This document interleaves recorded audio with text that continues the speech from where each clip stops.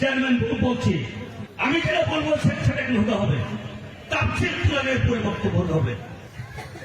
আমি বলছি তাফসীর কোরআন মাহফিলে প্রধান অতিথি সাহেব আমাদের মাঝে উপস্থিত হয়েছেন। আমি কিছু বলতে চাচ্ছি না, আমার কথা হলো এখানে তাফসীর কোরআন মাহফিলের পরে আলাপ হবে।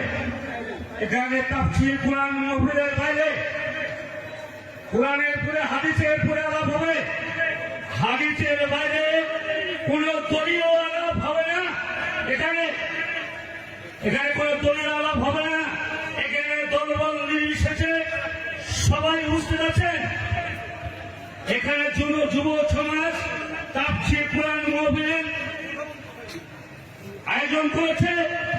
কে আয়োজন করেছে আপনারা জানেন? সব জানেন আপনারা। এখানে বিশেষ অতিথি অনেক বক্তব্য দিয়েছেন।